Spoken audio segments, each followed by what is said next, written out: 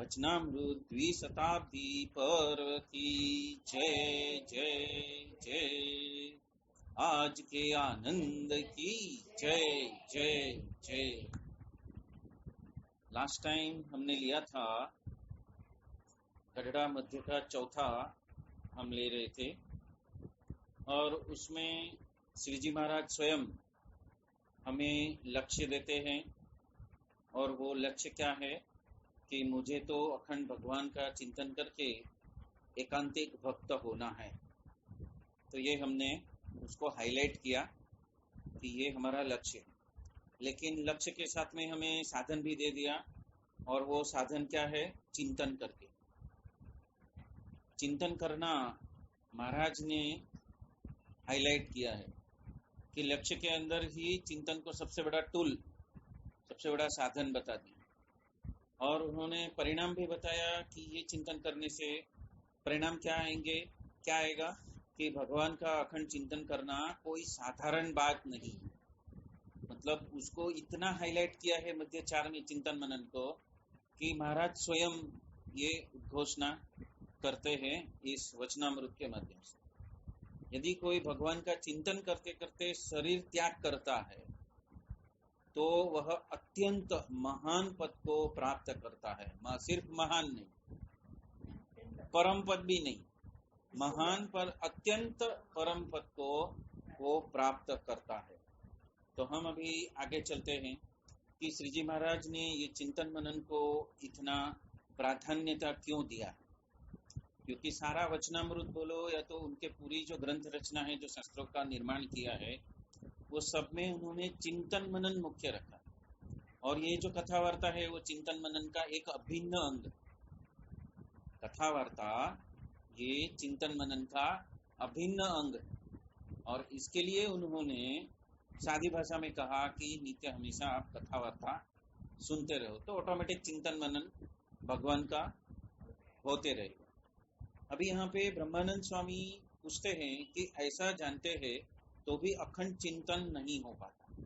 अभी अखंड चिंतन क्यों नहीं हो पाता जीव से, उसकी बात वो रखते हैं। तो उसका कारण क्या है, ऐसा ब्रह्मानंद स्वामी जनहिताय प्रश्न पूछते हैं। तब श्री जी महाराज कहते हैं कि अखंड चिंतन करने के लिए श्रद्धा होनी चाहिए। व्यक्ति की श्रद्धा यदि नहीं होगी, मतलब कि ये सर्वोपरि है और ये जन्म में मैं वो उनको भज लूं, दिव्य मानकर भज लूं, सर्वोपरि मानकर भज लूं। क्योंकि बहुत लोग अपने डोगमा में से बाहर नहीं आते। मेरी कुटुंब की परंपरा ये है, मैं जाति से ये हूँ, हमारे कुल के देवता ये है, हमारी ज्ञाति वाले ये देव को पूजते हैं। तो ये सब जो मान्यता में से बाहर निकल के जो प्रकट मिले हैं संत, उसको कैसे भजना और उसका इम्पोर्टेंस क्या है वो समझ नहीं होने की वजह से वो श्रद्धा नहीं जगती जितनी जगनी चाहिए। तो यहाँ पे उसकी बात की है, यदि ऐसी श्रद्धा न हो तो महात्मा जानने में भी उतनी कमी रहती है। और यदि महात्मा जानने में कमी है तब भगवान के स्वरूप निश्चय में भी उतनी ही कमी रहती है। अतः यदि भगवान के स्वरूप का महात्मा तथा श्रद्धा हो तो अखंड चिंतन होता है। मतलब ये अनिवार्य अंग बता दिए कि चिंतन मनन कोई व्यक्ति कभी करेगा जब उसका इम्पोर्टेंस उसको मालूम होगा। इम्पोर्टेंस क्या है? महात्मा मतलब इम्पोर्टेंस, उसका सामने वाले जो परोक्ष रूप से प्रत्यक्ष रूप में जो मिले हैं, पहले तो वो उनको पता होना चाहिए कि ये प्रकट है। और दूसरी बात ये है कि उनकी स्पेशलिटी मालूम नहीं है, उनका पर्पस मालूम नहीं है, अवतार का पर्पस मालूम नहीं है, लिनिएज मालूम नहीं है। तो क्या होएगा, हमें इम्पोर्टेंस उसका दिखाई नहीं देता है, उनकी प्राधान्यता हम नहीं देंगे। बोला ये कौन सी परंपरा में आते हैं, वो उनके गुरु के गुरु कौन है, वो कैसे प्रतापी है, और ये कौन से धर्म की कौन से शास्त्र का प्रतिपादन करते हैं, तो सनातन धर्म से है कि नहीं है। तो ये सब बातें एक सामान्य आदमी चरितार्थ नहीं कर सकता, अपने बुद्धि से आकलन नहीं कर सकता, उसके वजह से वो महात्मा नहीं जान सकता। और महात्मा नहीं होएगा तो महाराज क्या कहते हैं कि चिंतन, उसका अखंड चिंतन में ये बाधा पड़ता है। अभी चिंतन मनन में क्या क्या बाधा आती है तो उसके लिए अलग से आर्टिकल्स है, उसका मैं पठन करता हूँ। अभी इसके लिए पतंजलि योग सूत्र में, मतलब जो दर्शन शास्त्र है, इसमें 33वां सूत्र है, वहां पे चिंतन के बारे में उन्होंने जो बताया है उसकी बात करते हैं कि जीवन में प्रसन्नता यदि प्राप्त करनी है तो चित्त में ऐसी वृत्तियों को अपनाना होगा जहाँ पे भगवान के चरणारविंद की उपासना जो उपयोगी हमें हो सके तो हमें परम शांति मिलेगी। जब चिंतन मनन के लिए हमें चित्त में तो जाना ही पड़ेगा, लेकिन चित्त शून्य नहीं होएगा तो क्या होएगा उसकी बात कर रहे हैं। यदि चित्त शून्य हो गया तो हमें भगवान के चरणारविंद में परम शांति मिलेगी। मतलब कि ये एक क्लू है कि परोक्ष की जगह पे कोई प्रत्यक्ष गुरु के पास में हम जाएंगे, प्रगट गुरु के पास में जाएंगे, उनके सानिध्य में बैठते ही हमें हमारे चित्त में परम शांति का अनुभव होता है। तो वो एक लक्षण यहाँ पे बताया कि यदि वो सच्चे संत है तो उनके चरणारविंद में झुकते ही, आपको उनके स्पर्श करते ही, या तो अपना मन बुद्धि से हम उनको समर्पित होते ही हमें उनके सानिध्य में शांति मिलेगी। ये उपलब्धि है, तो परम प्रतापी संत की उपलब्धि है। ये एक बात बताई। अभी उसमें ये बताया है कि ये परम शांति कभी मिलेगी जब मैत्री हमारी परफेक्ट रहेगी। मतलब हमारे पास में जो समाज में जो सुखी मनुष्य है उसके प्रति हमारा मैत्री भाव होना चाहिए। यदि हमारा आसपास में जो भी भक्तगण है और वो सुखी है तो उसके प्रति हमारा मैत्री भाव होना चाहिए, तो वो हमें काम में आएगी हमारे चित्त को शून्य करने के लिए। फिर करुणा, दुखी मनुष्य के प्रति हमारी करुणा होनी चाहिए। फिर तीसरी है मुदिता, तो पुण्यशाली जो व्यक्ति अस्तित्व है उसके प्रति हमारी प्रेम की प्रीति होनी चाहिए। जैसे संत है, सज्जन व्यक्ति है, तो उनके साथ में हमारी क्या है, ढाढ़स होनी चाहिए। मतलब कि हमारी मित्रता इस हद तक होनी चाहिए कि हम अपनी बात उनको और उनकी बात हमें कह सके और उसका निवारण कर सके। ऐसी मुदिता होनी चाहिए, एक दूसरे के बिना रह नहीं सके वैसी होनी चाहिए। और उपेक्षा, किसकी उपेक्षा? यदि पापियों के प्रति हम उपेक्षा रखने में कामयाब होते हैं तो हमें इन 4 क्वालिटी की वजह से हमारे चित्त में हमें प्रसन्नता प्राप्त हो सकती है। अभी ये विधेयात्मक बात कही है कि क्या करने से हमारे चित्त में प्रसन्न चित्त होएगा। यदि प्रसन्न चित्त नहीं होएगा तो हम भक्ति भी नहीं कर सकते, सत्संग में हम शांति से जो ग्रहण करने का पावर है उसको भी नष्ट कर देंगे। यदि चित्त मेरा शांत नहीं होएगा और मेरा चित्त कहाँ पे भटकता होएगा कि शरीर से और मन बुद्धि से तो मैं यहाँ पे हूँ, नीति नियम के वजह से मन बुद्धि को मार मचोड़ के मैं यहाँ पे बैठा हूँ, लेकिन मेरी चित्त वृत्ति अशांत होएगी, उसका क्या होएगा, उसका क्या होएगा, ये कैसा होएगा, वो कैसा होएगा, इसका क्या गड़बड़ी है, उसका क्या गड़बड़ी है। चित्त शांत नहीं होएगा तो हम चित्त वृत्ति की वजह से हम यहाँ पे होते हुए भी किसी और दुनिया में होंगे। तो और दुनिया में होने के बजाय यदि ये क्वालिटी होगी हमारे पास में तो हमारा चित्त प्रसन्नता को प्राप्त कर सकता है। और यदि इसके वजह से प्रसन्नता आई तो हम रिसेप्टिव ज्यादा बनेंगे, हम गुड लिसनर बनेंगे। यदि लिसनर ही नहीं बनेंगे तो समझ में क्या आएगा। यहाँ पे कुछ वक्तव्य हो रहा है पर फ्रैक्शन ऑफ सेकंड के लिए चित्त मेरा यहाँ से वो प्रॉब्लम में चला गया, तो यहाँ पे क्या बोला वो सेंटेंस निकल गया। जिस तरह हमने बार बार वचनामृत पढ़े हैं, लेकिन श्री जी महाराज ने खुद ने लक्ष्य यहाँ पे दिया है हमें, वो बात हम भूल जाएंगे। हम पढ़ जाएंगे, जैसे शब्द पढ़ते हैं ऐसे शब्द हम पढ़ जाएंगे, लेकिन हमें ये महात्मा समझ में नहीं आएगा। सुनने के बाद तुरंत अरे ये तो श्री जी महाराज ने लक्ष्य दे दिया है, हमारे लाइफ का पर्पस दे दिया। अभी वो निषेधात्मक बात करते। अभी निषेधात्मक बात में पतंजलि योग सूत्र में ये कहते हैं कि जो शांति का विरोधी है वो है अवली वृत्ति। यदि हम शून्य चित्त नहीं हो पाए और उसके जगह पे हमारे अंदर अवली वृत्ति का प्रारंभ हो चुका है, या तो हम किसी और में फंसे हुए हैं, तो उसका कारण क्या है? एक तो वैरभाव यदि पनपता होएगा या तो ईर्ष्या का भाव पनपता होएगा, तो हमारा चित्त शून्य नहीं हो सकता। अभी वैरभाव का एक बात है और ईर्ष्या का दूसरा भाव है। अभी ईर्ष्या कैसे पनपती है उसकी बात की है, तो ईर्ष्या का पहला जो पार्ट है, शुरुआती पार्ट है, वो क्या है? मत्सर है। वो क्या है? मत्सर है। फिर उसके आगे हम चलेंगे तो उसका जो दूसरा युग, मतलब उसके युवा रूप, एक है जन्म लिया, मत्सर मतलब ईर्ष्या ने जन्म लिया। दूसरा है असूया रूप, वो असूया क्या है? वो उसका मध्य भाग है, मतलब युवान अवस्था है, किशोर अवस्था है। और ईर्ष्या मतलब पूर्णता में हमारा चित्त उसके उस घटना, उस व्यक्ति, उस समाज या उसके प्रति, उस चित्त के अंदर उसने एकदम चरम सीमा पा ली है, तो उसको ईर्षा कहा है। तो यहाँ से हमें ये पता चलता है कि जब हम ईर्षा कहते हैं तो ईर्षा का मूल कहाँ पे है? मत्सर में। ईर्षा का मूल मत्सर में है। यदि हमारे अंदर मत्सर खड़ा हुआ है तो ही वो असूया बनेगा, और असूया क्या होएगा? ईर्षा में परिवर्तित होएगा। मतलब कि मत्सर में क्या होता है? मत्सर एक उगम है, असूया मध्य अवस्था है, और ईर्षा पूर्णता है। पूर्णता में एक्शन आता है, पूर्णता में हमारा चित्त संपूर्ण विक्षिप्त हो जाता है, और उसके वजह से हम भगवान के सानिध्य में भी, चरणारविंद में वहां पे बैठे होने के बावजूद भी हमें शांति का एहसास नहीं होगा। मतलब हम ही हमारे दुश्मन बन जाएंगे कि उस प्रकट पुरुषोत्तम को जानने के लिए, या तो प्रकट संत की महिमा को जानने के लिए हम ही कारण बन जाएंगे कि हम नहीं पहचान पाएंगे, क्योंकि हमारे अंदर ही उद्वेग चल रहा है। अभी जो मत्सर है वो मन में प्रकट होता है, और जब वो उसका जो रूप है वो अणगमा, बढ़तरा है या अणगमा, किसी चीज जो मेरे पास में नहीं है और किसी और के पास में है, या तो किसी चीज जो हर टाइम मुझे प्राधान्यता मिलती थी उसके जगह पे आज किसी भगवान ने किसी और को खड़ा कर दिया, जो आज का नया नया आया उसको खड़ा कर दिया, तो क्या होएगा? अणगमा हो जाएगा। किसके प्रति? दोनों के प्रति, गुरु के प्रति भी और जिसको चुना है उसके प्रति, दोनों के प्रति अणगमा। हम ऐसे तैयारी बैठेंगे कि अभी ये आरती करनी है तो अभी मेरा नाम लेंगे और मैं जाके आरती की शुरुआत करूंगा। तो ये जो चीज है उसके जगह पे भगवान ने किसी और को बुला लिया, तो क्या हुआ?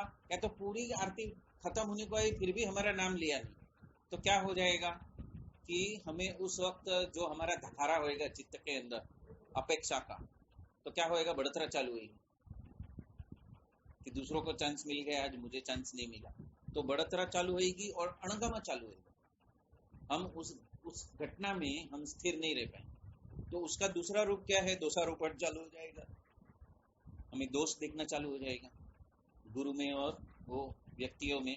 जो कंडक्ट करने वाला होगा, प्रोग्राम का कंडक्ट करने वाला होगा, उसके अंदर हमें दोष देखना चालू होगा। इसने आज मेरे साथ में पार्शियलिटी की, आज मुझे उसने याद नहीं किया, इतने सारे लोगों के सामने मेरा नीचा दिखे ऐसा उसने कार्य कर डाला आज, ठेस पहुंचती है। तो बुद्धि में जब वो घुसता है मत्सर, तो वो रूप लेता है असूया का, और बुद्धि में प्रोग्रामिंग चालू हो जाता है, प्रोग्रामिंग चालू हो जाता है। और उसका और प्रकांड स्वरूप क्या है? हिंसा। हिंसा है, विरोध है, या तो नाटक, हम नाटक चालू कर देते। जिस व्यक्ति ने हमारा नाम नहीं पुकारा उस व्यक्ति के सामने भी अभी देखना हमें मंजूर नहीं होगी, उसके सामने स्माइल भी नहीं करेंगे, जय स्वामीनारायण भी नहीं करेंगे, और उससे दूर भागेंगे, या तो नाटक चालू कर देंगे कि कभी मौका मिलता है और मैं उसकी कंप्लेंट कर दूं, भगवान को बता दूं कि इसने आज मुझे खड़ा ही नहीं किया, ये मेरा अधिकार था, मैं ब्राह्मण हूँ, मैं फलाना हूँ, मैं टिकना हूँ, मैं लीडर हूँ, मैं ये हूँ वो हूँ, सब चालू हो जाता है। तो ये जो ईर्ष्या है वो तो एक्सट्रीम है, एक्सट्रीम पार्ट है, लेकिन उसका मूल कहाँ से? मन से चालू होता है। तो इसलिए मन को वश करना इसलिए जरूरी है कि यदि ईर्ष्या में चले गए तो वो ईर्ष्या की वजह से हमारी वृत्ति अवली हो गई, और वो अवली वृत्ति की वजह से हमारा चित्त शून्य होने के बजाय क्या हो गया? विचलित हो गया, और हमें वहां पे होने के बावजूद शांति नहीं मिलेगी। तो कृपा प्रसाद है, वो कृपा प्रसाद हमें मिल नहीं पाएगा, क्योंकि हमने उस ईर्ष्या के भाव की वजह से, ईर्ष्या की वृत्ति की वजह से हमने दरवाजा बंद कर लिया। हम न्यूनता में आ गए, जहाँ पे असीमता में रहना था, निर्दोष बुद्धि में रहना था, वो निर्दोष बुद्धि में रहने के बजाय हमने हमारा दरवाजा बंद कर लिया। तो वो है कि हिंसा होती है, वो वैचारिक हिंसा भी होती है, भावनात्मक हिंसा भी होती है, क्रियात्मक हिंसा भी होती है, शाब्दिक हिंसा तो बहुत बाद में आती है। लेकिन सबसे पहले मन में हिंसा चालू होती है, फिर भाव में हिंसा होती है, फिर हमारे क्रिया में, वर्तन में नाटक चालू कर देते हैं, हमारा शरीर मन पूरा अस्तित्व नाटक चालू कर देते हैं। केवल मौका आएगा तो उसको दो बात सुनाऊंगा, तो वो वर्तन में आ गया। अभी क्या कहते हैं कि ये जो मत्सर है वो बीज है। बीज जब पौधा बन जाता है तो वो बुद्धि में दोष को दिखाना चालू करता है। और तीसरा है वर्तन, मतलब फल। वो फल जब पक जाता है तो अशांति का कारण बनता है। मतलब मन से हमने कोई एक कर्म किया और उसके वजह से मत्सर, असूया, और असूया जब ईर्ष्या में परिवर्तित हो जाता है तो उसका परिणाम, फल क्या है? अशांति। प्रकट गुरु हरि के सम्मुख रहने के बावजूद हमें अशांति मिल जाएगी, तो वहां पे हम गुरु का या उस व्यक्ति में निर्दोष बुद्धि नहीं रखने के वजह से हम वो फल नहीं पा सकेंगे जो एक प्रकट गुरु हरि के चरणों में जाते हमें परम शांति मिलती है। तो यहाँ पे हमारा जो चित्त हमारे हाथ से कैसे छूटता है उसका प्रतिपादन पतंजलि योग सूत्र में 33वें सूत्र में एकदम क्लियर कट बता दिया। अभी और आगे चलते हैं। अभी आज एक अच्छा सुनहरा दिन भी है कि पुष्टि मार्ग में हरिराय जी नाम की एक बहुत बड़े विद्वान हो गए और उनके हस्त से शिक्षापत्री और वचनामृत का भी क्या बोलते हैं प्रकटीकरण हुआ है। तो आज जो उन्होंने शिक्षापत्री का प्रकटीकरण किया उसका दिन है आज। शिक्षापत्र हरिराय जी कृत शिक्षापत्र का प्रकटीकरण का दिन भी है, तो उसे हिसाब से भी आज बहुत महत्व का दिन है, आनंद का दिन है।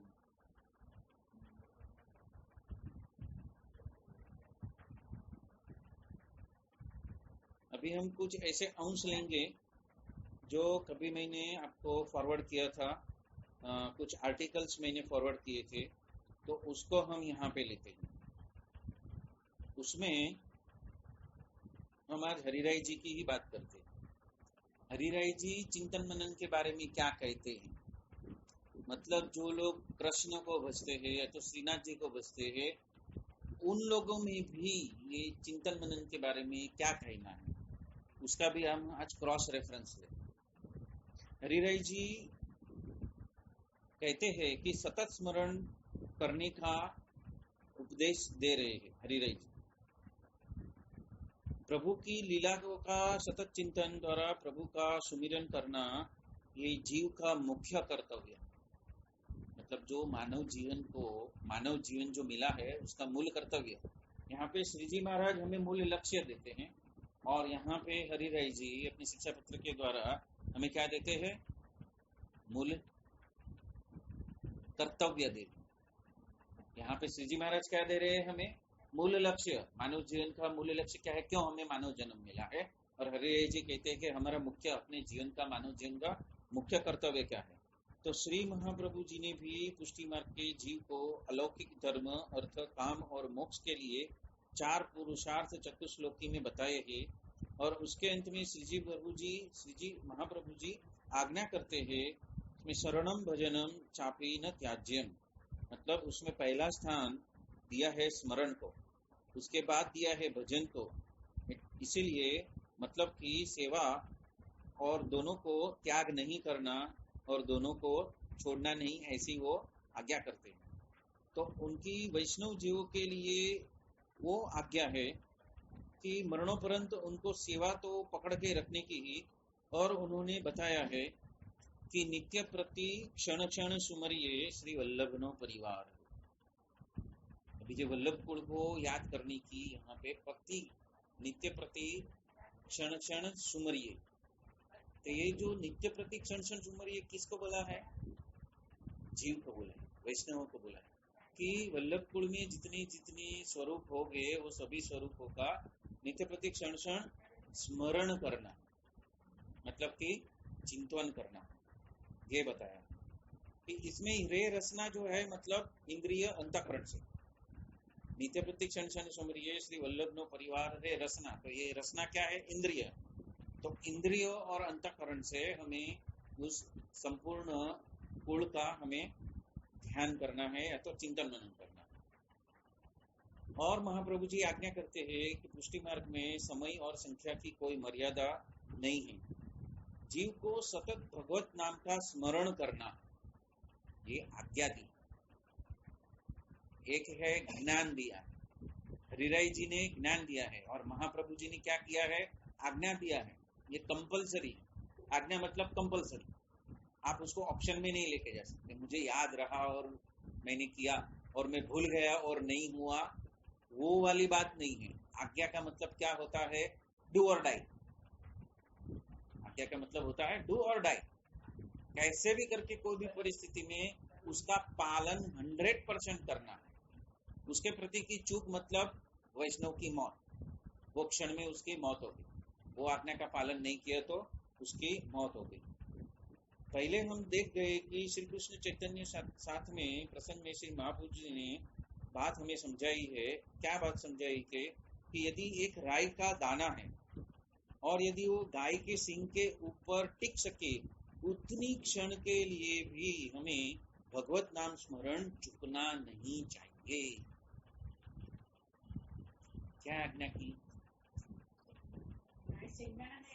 राईचं दाना, राईचं दाना, राई का दाना और गाय के सींग के टोच के ऊपर जितने क्षण के लिए टिक नहीं पाता है, उतने क्षण के लिए भी टिकता ही नहीं है, तो वो उस उतना टाइम तलक भी हमें ये चिंतन मनन छोड़ना नहीं है।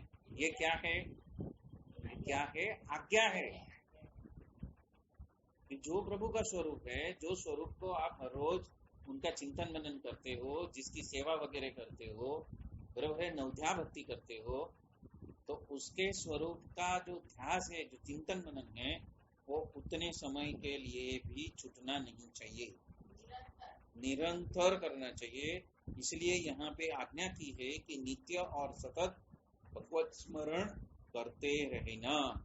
और यदि ऐसी एक टेव आपको लग जाएगी तो यह टेव भोजन करते करते, निद्रा में होते हुए भी और मन में भी सतत वो भगवत स्मरण जो है वो चलते ही रहना चाहिए।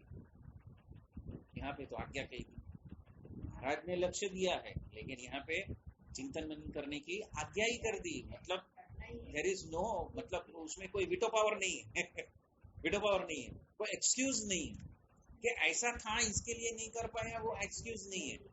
देखो, एक होती है सिखावती, एक होती है कृपा, और एक होती है चाबी, और चौथा होता है आज्ञा। आज्ञा मतलब डू और डाई, नो कॉम्प्रोमाइज, नहीं तो ये मानव जन्म आप सफल नहीं कर पाओगे, विफल हो जाओगे, विफल हो जाओगे। अब ये विफलता का कारण क्या है? विफलता का कारण जो है, खगोल भूगोल में जो हमने पहला लिया था, सबसे पहला लेक्चर लिया था, पार्ट 1 लिया था, वो यदि आप सुनेंगे तो पता चलेगा कि उसमें जो नित्य प्रलय, प्राकृत प्रलय, आत्यंतिक प्रलय वगैरह की जो बात की है, और जिसमें सिर्फ पृथ्वी लोक, स्वर्ग लोक और पाताल लोक सहित पृथ्वी का जो नाश होता है, और उस नाश के दरमियान कितने अबज साल निकल जाते हैं, उसके पश्चात फिर से जब भी पृथ्वी होती है, फिर से पृथ्वी के ऊपर मानव जीवन का अस्तित्व सुलभ होता है, और फिर से जब ऐसे संत आके अनुग्रह नहीं करते हैं, तब तक आपको इंतजार करना पड़ेगा, तब तक मनुष्य देह के लिए आपको इंतजार करना पड़ेगा। तो वो कितना लंबा इंतजार हो जाएगा? तो वो इंतजार का प्राइस आपको क्या चुकाना पड़ेगा? क्योंकि जब तक ये सभी का विसर्जन हो जाएगा, और वो ब्रह्मा की अहोरात्रि तलक उसका विसर्जन चालू है, फिर से जब उसका नया दिन आएगा ब्रह्मा जी का, तब उसका सृजन होएगा। पर जब सृजन होएगा तब 3 करोड़ साल तलक तो पृथ्वी के ऊपर कोई जीव की संभावना नहीं है। मतलब उतना साल आपको कहीं और रहना पड़ेगा, और ये भौतिक शरीर आपको मिलेगा नहीं। और जब तक भौतिक शरीर मिलेगा नहीं, आप चित्त को शून्य कर ही नहीं सकते, मन बुद्धि को कंट्रोल कर ही नहीं सकते। तो ये जो पृथ्वी लोक के ऊपर ये जो हमें जो खोलिया मिला है, जहाँ पे गुरुत्वाकर्षण है, तो जिसके वजह से हमारा मन के विचार और चित्त की चित्तवृत्ति के अनुसार हम इधर उधर भाग नहीं पाएंगे, हमारा ग्राउंडिंग होते रहेगा। हम एक ही जगह पे बैठ के उसको कंट्रोल करने के लिए हमें ये मानव शरीर दिया हुआ है, और उसको गवा देंगे तो क्या होएगा? फिर बाकी कोई डायमेंशन में ऐसी कोई व्यवस्था नहीं है, बाकी कोई डायमेंशन ऐसी कोई व्यवस्था नहीं है। सिर्फ श्रीजी महाराज ने कहाँ पे रखी है ऐसी व्यवस्था? वो श्वेत द्वीप में, बराबर है, श्वेत द्वीप में ऐसी व्यवस्था रखी है कि ये भौतिक शरीर मिला है, फिर भी आपने वो अपना जो कोर्स है वो कंप्लीट क्वालिफाई नहीं किया है, तो वहां पे वो मौका दे रहे हैं। अभी और एक बात कहता हूं मैं, और एक बात क्या है,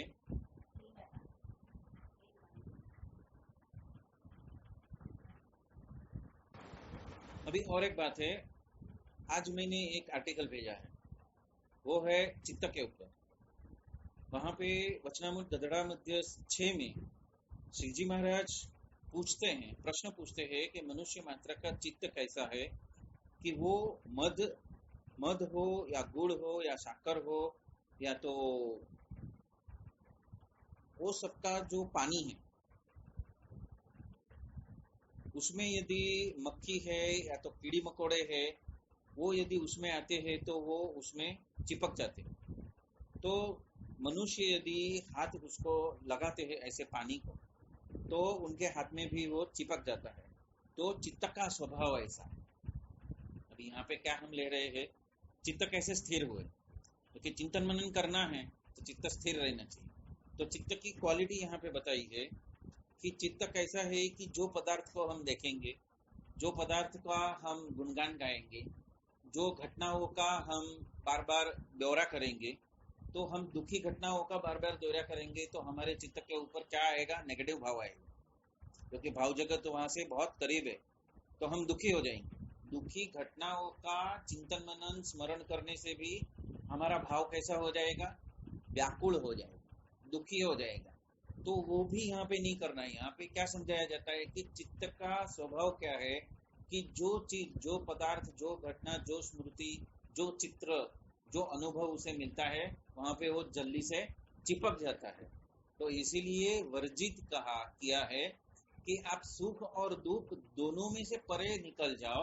उसका बार बार उन घटनाओं का आपको विवरण नहीं करना। अभी उसमें सबसे पहली बात क्या है, पावर ऑफ नाउ। यदि हम पावर ऑफ नाउ, ये प्रेजेंट मोमेंट में नहीं रह पाते, तो क्या होता है, हम बार बार पिछले अनुभवों में चले जाएंगे, पिछले घटनाओं में चले जाएंगे, और पिछली वृत्तियों में, पास्ट की जो वृत्ति है जिसपे हमने आधिपत्य नहीं लिया है, उसमें चले जाएंगे।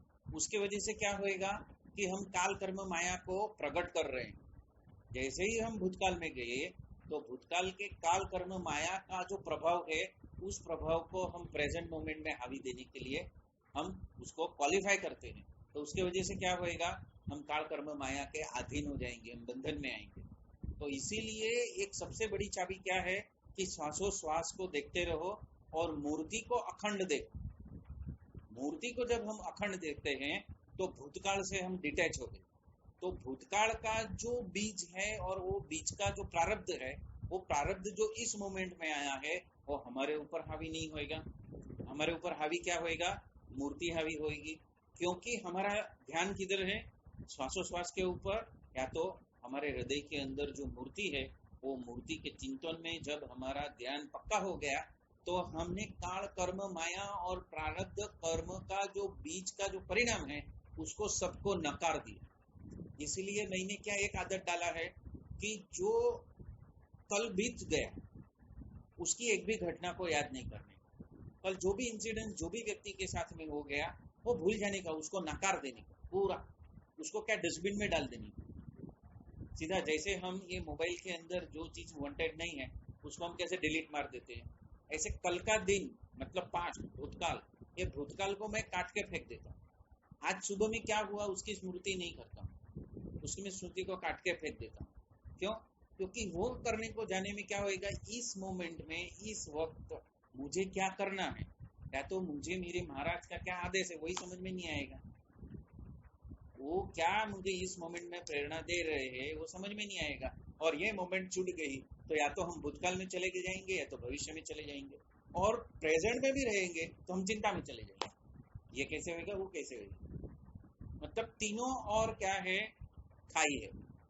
और यदि हम मूर्ति में रहेंगे और निश्चिंत हो जाएंगे, चित्त को शून्य करने की टेक्निक यदि हम सीख जाएंगे, तो क्या होएगा, एक तो चित्त प्रसन्न होएगा, मूर्ति में हमारा ध्यान रहेगा, और सब कुछ भगवान के चरणों में अर्पित कर देने की हमारी वृत्ति जाग जाएगी कि जो भी प्रॉब्लम है प्रभु तेरे को चरणार्पण मस्तु।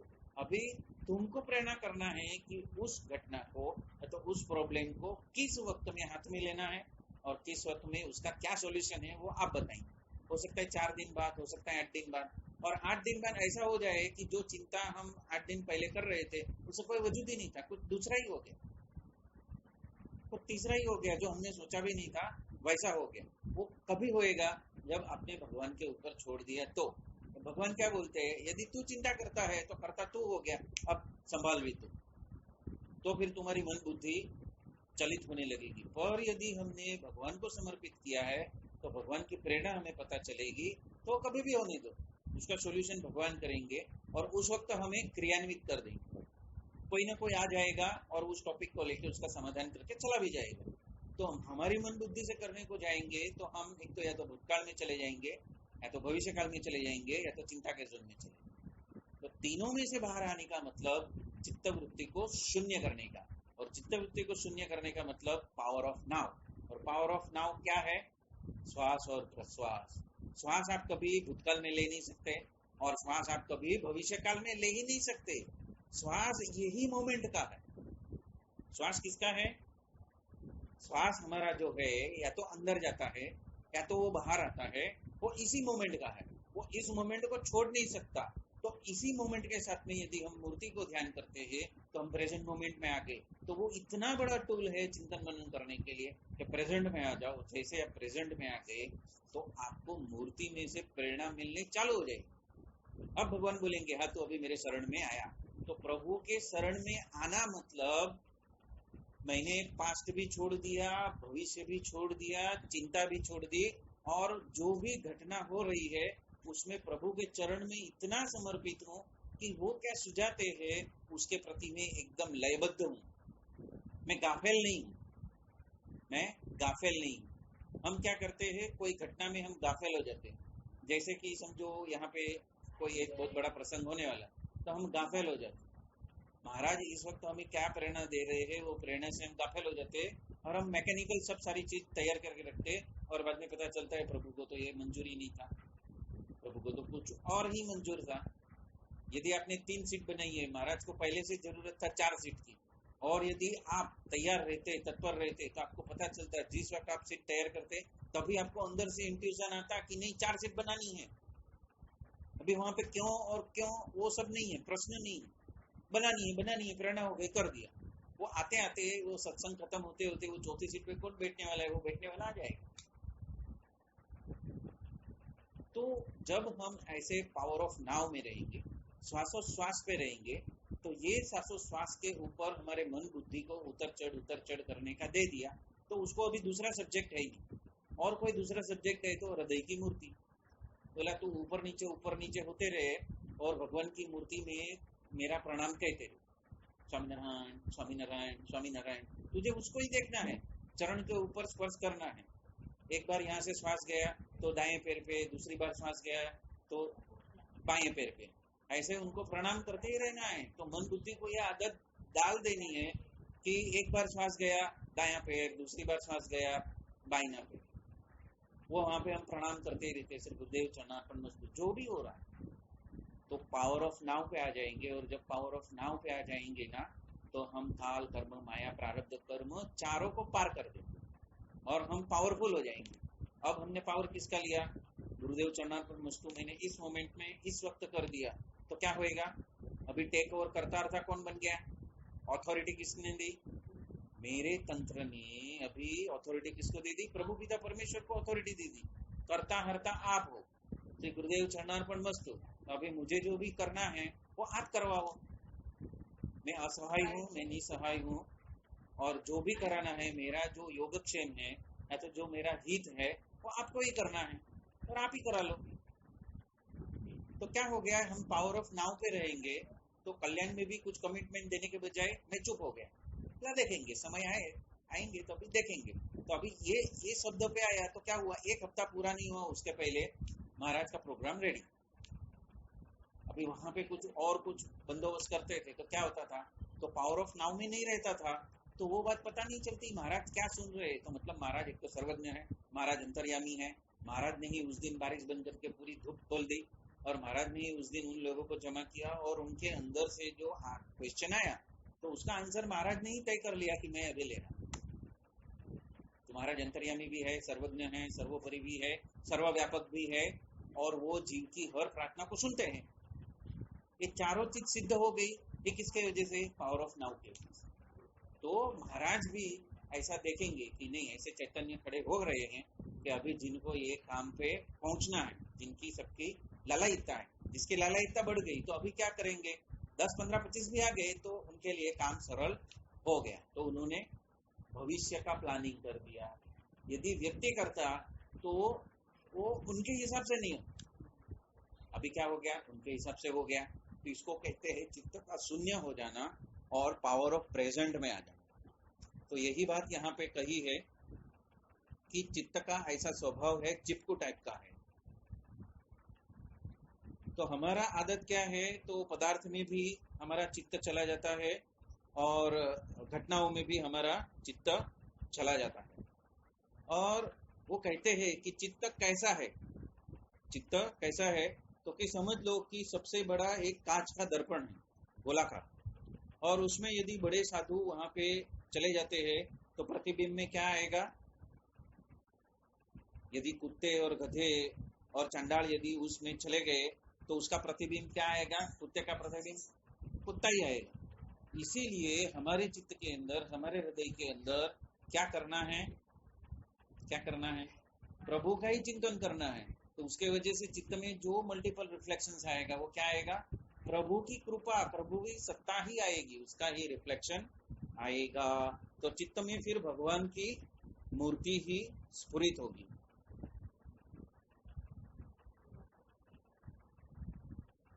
और जिनको वैराग्य वगैरह नहीं है उनको क्या होता है कि स्त्री अधिक पदार्थ में चित्त में उसकी स्फुरना होती रहती है। तो इसके लिए वैराग्यवान जो चित्त है उसमें जो भी पदार्थ आया है वो सहज में उसकी स्फुरना होती है।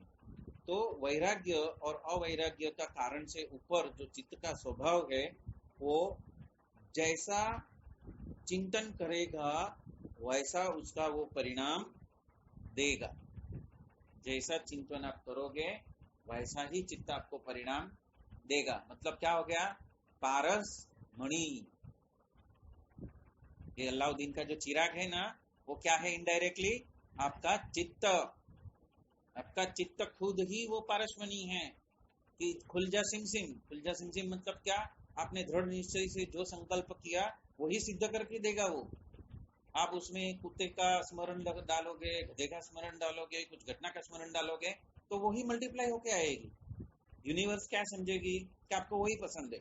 तो आपने एक बार ऐसी घटना का चिंतन मनन किया तो वो घटना 100 अलग अलग रूप में आएगी आपके सामने, बोले कि आपको यही पसंद है। तो इसीलिए चित्त के अंदर यदि भगवान का ही स्वरूप हमने चिंतन किया तो वो रिफ्लेक्शन क्या देगा, आपको भगवान ही पसंद है तो क्या मिल जाएगा, अक्षरधाम, जहाँ पे चारों ओर देखो तो महाराज ही महाराज दिखाई देंगे। तो ऐसा चित्त का स्वभाव है।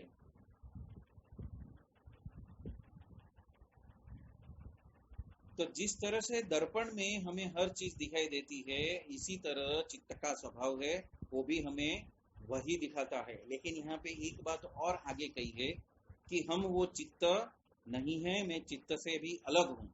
मतलब कि वो आईना में नहीं हूँ, मैं क्या हूँ, मैं आत्मा हूँ।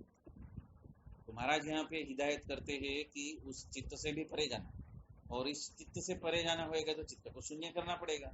चित्त को शून्य किए बिना आप चित्त से परे जा नहीं सकते। तो ये किसमें कहा है, महाराज ने गढ़ड़ा मध्य 6 में चित्त के बारे में ये बात बताई है, और ये बात बहुत ही इम्पोर्टेंट है।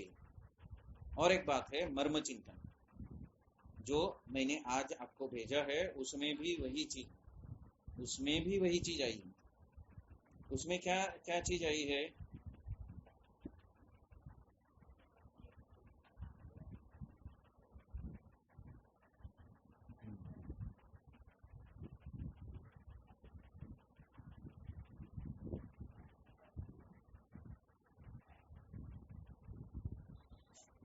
वचनामृत गढ़ड़ा 27 में श्री जी महाराज कहते हैं जिनको कल्याण चाहिए वो तो बड़े पुरुष जैसे राजी होते हैं ऐसा करने का, और जब वो बड़े पुरुष राजी होते हैं तो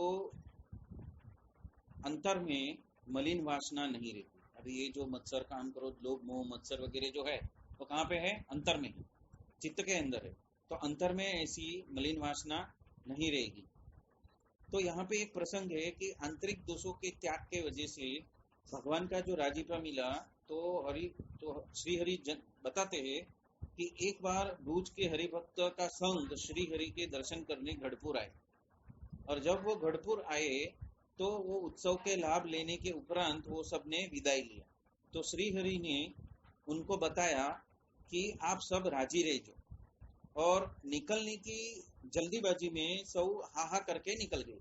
पर थोड़े आगे गए, वो लोग थोड़े आगे गए, गढ़पुर से बाहर निकल गए, तो उनको विचार आया कि हमने सबने विदाई तो ले ली, फिर भी महाराज ने हमें क्यों ऐसा कहा कि राजी रह जो।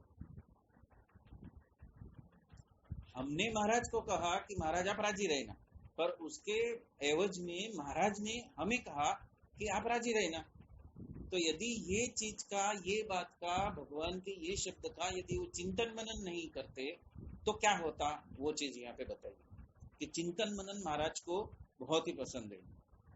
तो जब वो थोड़े दूर गए तो उन्होंने वो चिंतन मनन किया कि महाराज ने हमें राखो, ऐसा हमें क्यों कहा।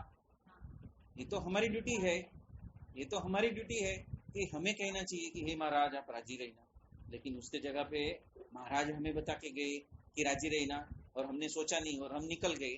तो वो सब क्या करते हैं, अबाउट टर्न कर फिर से गढ़पुर में जाते हैं, फिर से क्या करते हैं, गढ़पुर में जाते हैं।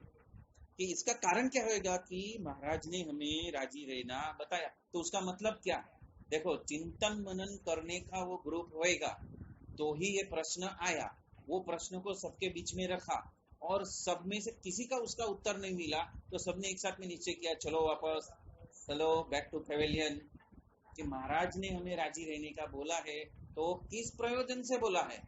तो ये पावर कहाँ से आया, चिंतन मनन से आया। यदि महाराज हमें शब्द से भी कुछ कहते हैं और यदि उसका मतलब मालूम नहीं हुआ, तो एक अच्छे सत्संगी का क्या कर्तव्य है, वापस जाके पूछो। और हम पूछने में ही आलस करते हैं कि महाराज भाई को मैं कैसे फोन करूं।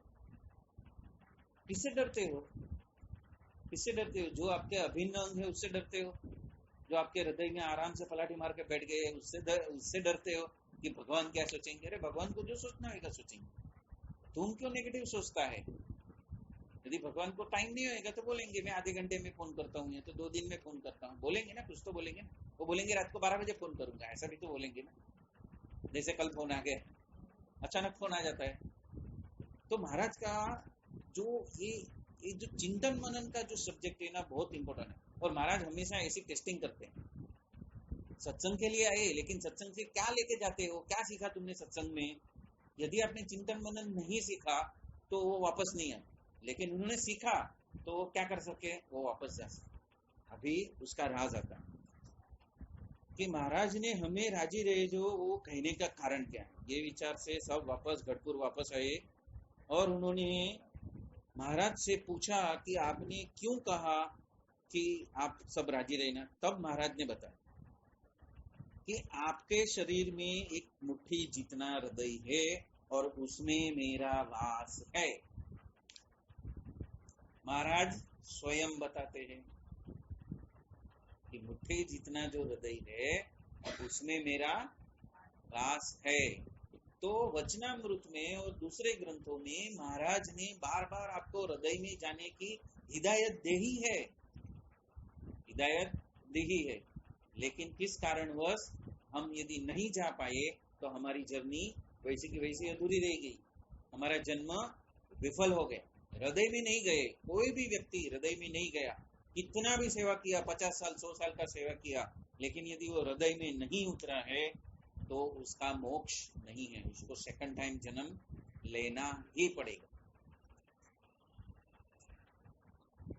तो वो कहते हैं कि आपके शरीर में जितना जितना मुट्ठी जितना हृदय है उसमें मेरा वास है, वहां पे थोड़ी भी गंदगी रहने मत देना, इतनी दया आप हमारे पर करना। महाराज क्या कहते हैं, महाराज भक्तों को कहते हैं कि आपका हृदय पवित्रतम से पवित्रतम रखना, क्योंकि वहां पे मेरा वास है। और यदि उस हृदय में हमने दुनिया भर की गंदगी भर के हम बैठे हैं तो क्या होएगा, महाराज नाराज होंगे। प्रसन्न चित्त हमारा हो ही नहीं सकता। जो हृदय में गंदगी होएगा वो हृदय के अंदर का चित्त क्या करता होएगा, कचरे में जाके ही बैठेगा। काम क्रोध लोभ मोह मत्सर ईर्षा वैर भाव उसमें ही बैठेगा। तो कचरा तो उत्पन्न होते ही रहा है और वो जन्म जन्मांतर से कर रहे हैं। और वहां पे जाके हमने वो सफाई चालू नहीं किया तो क्या होएगा, महाराज प्रसन्न नहीं। तो महाराज यहाँ पे अपने शब्दों से उन लोगों के ऊपर अनुग्रह कर रहे हैं कि उसके ऊपर मेरे ऊपर इतनी आप दया करना कि हृदय में आपकी गंदगी न रहे। हृदय में गए बगैर हृदय की ग्रंथि क्या है, उसकी शुरुआत होगी ही नहीं, चित्त शून्य होएगा ही नहीं। मन बुद्धि से या तो इंद्रियों से चित्त कैसे शुद्ध होएगा? आप कितना भी स्वामीनारायण की धुन कर लो। तो वो मेन पॉइंट है। ऐसे अंतर के जो स्वभाव से यदि आप मुक्त करोगे तो भगवान राजी हो जाएंगे। अभी उसमें और एक बात कही है, उसने उदाहरण दिया कि वचनामृत गढ़ड़ा प्रथम 4 में नारद और तुंबरू के पौराणिक दृष्टांत देते हुए श्री जी महाराज भक्तों को बताते हैं कि नारद जी ने 7 मनवंतर यानी कि 2 अबज 16 करोड़ वर्ष तक संगीत की साधना की, पर तुंबरू के साथ में ईर्षा रखकर की तो भगवान राजी नहीं हुए। तो ईर्षा इतना बड़ा दुर्गुण है। तो ईर्षा की बात आई ना यहाँ पे, जो पातंजलि योग सूत्र की बात मैंने क्यों ली, उसके वजह से ली कि यदि ये पॉइंट को समझाना है तो नारद मुनि को उसका क्या परिणाम भुगतना पड़ा, उसका परिणाम कितना भयंकर है, वो उसकी भयंकरता बताने के लिए ये प्रसंग में ले रहा हूँ। मतलब भगवान ने मुझे 5-6 साइड से ये जो मध्य 4 है ना उसके लिए सारा मटेरियल दिया है और वो सब किधर किधर लिख के तो ऐसे आर्टिकल के रूप में मैंने संग्रह के रखा कि जब ये गढ़ा मध्य आएगा तो मैं उसका चिंतन मनन हम सब मिलकर करेंगे ताकि हमारी दृष्टि एकदम पावरफुल हो जाए। अब यहाँ पे क्या बताया है कि नारद और तुंबरू का पौराणिक दृष्टांत के साथ में श्री जी महाराज भक्तों को बताते हैं कि नारद जी 7 मनवंतर तलक ईर्षा तुंबरू के साथ में ईर्षा रखकर संगीत की साधना की तो भगवान राजी नहीं हुए। अभी 7 मनवंतर माने क्या, 7 मनवंतर माने ये कौन सा मनवंतर चल रहा है? नहीं, ऐसा नहीं, ये 7वां मनवंतर चल रहा है। वाराह कल्प में ये 27वां वाराह कल्प है, उसमें ये जो वाराह कल्प है उसमें 14 मनु आते हैं, 14 मनवंतर चलते हैं। ये 14 मनवंतर में ये 7वां मनवंतर चालू है और ये 7वां मनवंतर में ये कहते हैं कि 7वें मनवंतर तलक उनकी ईर्षा गई नहीं, तब तलक राजी हुए नहीं। मतलब कि यही मनवंतर में नारद जी की तुंबरू के प्रति की ईर्षा खत्म हुई और भगवान राजी हुए। तब वो 200 साल पहले श्री जी महाराज ने उसको उनको नारद मुनि को उनके सामने आके उनका सानिध्य दिया।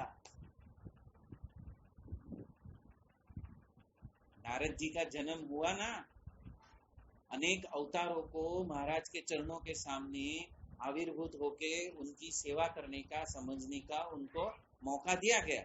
तो अभी ये जो उनकी ईर्षा थी वो कितने मनवंतर की थी? 7 मनवंतर की। तो ये तो 7वां मनवंतर है। तो जब 7वां मनवंतर में उनकी ईर्षा गई, वो ईर्षा जाने के बाद में ही महाराज ने उनका जब चित्त शुद्ध हुआ तो ही उनको महाराज के सामने प्रकट होके मानव जन्म मिला। उनको ये अनुग्रह किया, उनको ज्ञान दिया, नारद जी को ज्ञान दिया।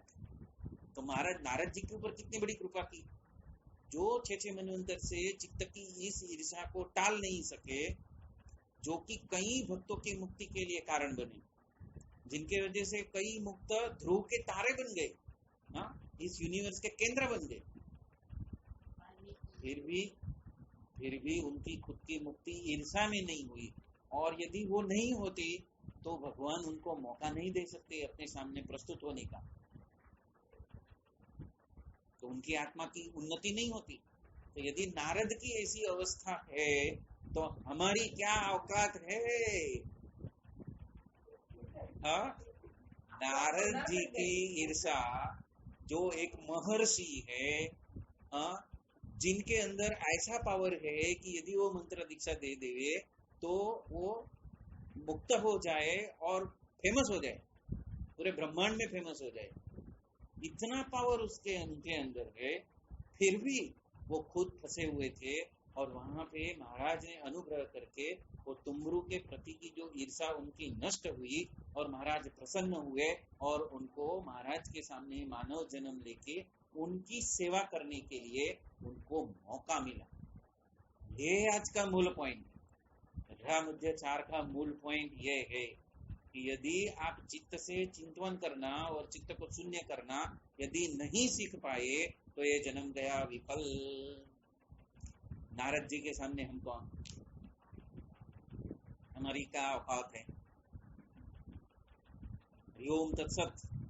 इसलिए कहा है ना कि महाराज को अर्जी करो तो क्या कहो कि हे महाराज मैं असहाय हूँ, मैं निसहाय हूँ, मैं महाअज्ञानी हूँ, हे महाराज आप मुझ पर कृपा करो। हम क्या समझ बैठते हैं कि 2 लाख 4 लाख मेरे सामने भक्तगण आ गए तो आज yes I am the power, हाँ मैं करता रहता हूँ, किसी और को गिनता ही नहीं। अरे वो बात छोड़ो, 10-20 भी हो जाएंगे तो हम चार पृथ्वी पे अंदर चलने लगेंगे, हाँ कि मुझे 4 लोग मुझे नमन करते हैं, हाँ। तो वो जो अधोगति है, चित्त की अधोगति, चित्त वृत्तियों की जो अधोगति में ये जो ईर्षा नाम का जो दानव है, किसी को किसी वक्त भी घुस जाता है और वो घुस गए तो कितने मनवंतर आपके घुस जाएंगे, आपको खुद को पता नहीं। और इसीलिए ये खास आर्टिकल आज भगवान ने मेरे सामने प्रस्तुत किया। बोला वाह ये तो जबरदस्त दे दिया है, हाँ आज उसका निरूपण करना ही है।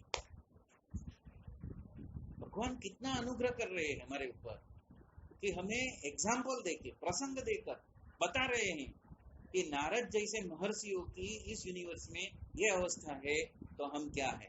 तो जो प्रकट मिले हैं उसको हम बरोबर भावपूर्ण रूप से और मर्यादा में, उनकी हर एक मर्यादा का पालन करते हुए उनकी अंतर के अंदर, अपने हृदय के अंदर हम साधना कर ले। और एक बात, राजी रेजो वाला आ गया, नारद जी का आ गया, और एक है कार्याणी का।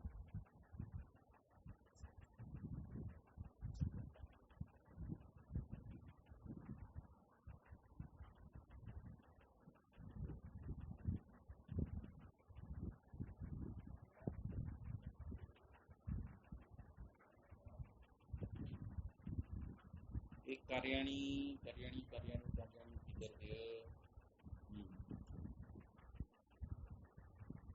हाँ, यहाँ पे घटा प्रथम 56 में भी भगवान यही कहते हैं कि हमें भगवान के किसी भी भक्त का कोई भी प्रकार हमें अभिमान नहीं रखना उसके सामने, और उनको राजी करने का क्या उपाय है कि जो अंतर्दृष्टि वाले हैं वो भगवान के भक्त जो हो उसको बरोबर से हृदय के सामने देखकर अंतर्दृष्टि करके उनके सामने कभी लगारे थोड़ा सा भी मान आना नहीं चाहिए। कोई भी भगवान का भक्त हो तो हमारी अंतर्दृष्टि ऐसी होनी चाहिए कि उसके सामने कभी भी कोई भी अप्रकट या प्रकट रूप से हमारा मान उसके सामने छलकना नहीं चाहिए। यदि वो नहीं होता है तो क्या होता है कि यदि मान आ जाएगा तो हृदय में जो भगवान की मूर्ति है वो हमें वो भगवान की मूर्ति की नजर करड़ी होती दिखाई देगी। यदि हम अंतर्दृष्टि करने वाले हैं तो ये बात हमने पहले ली थी कि ये भी एक अवस्था है कि यदि हम अंतर में चले जाते हैं और अंतर में प्रभु की साधना करते हैं तो भगवान की मूर्ति की दृष्टि करड़ी हो गई। यदि हमारे हृदय में से वो मान की भावना आ गई किसी भगवान के भक्त के सामने तो भी भगवान को वो चीज मंजूर नहीं है।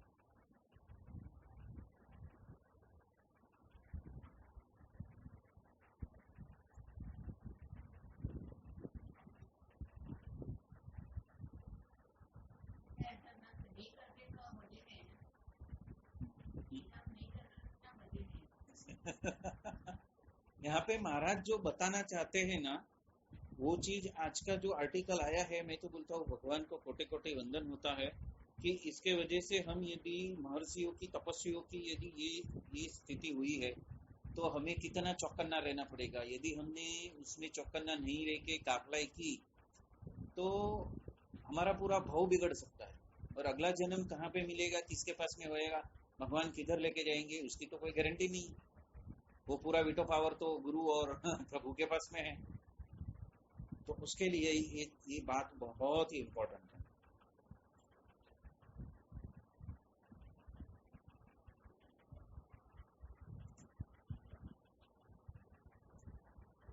अभी ना कार्याणी 7 किधर गया, वो भी एक बहुत इम्पोर्टेंट है।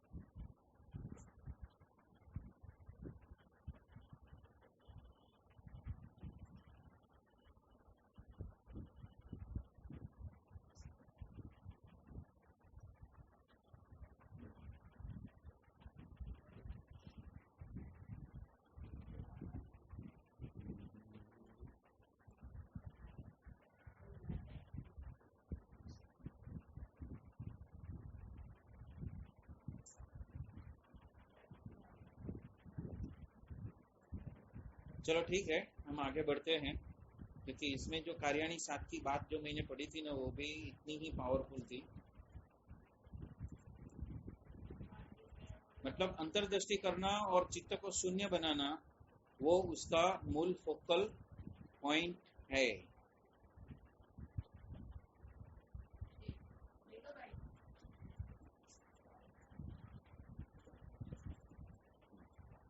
हम आगे बढ़ते हैं, इसके आगे बढ़ते हैं।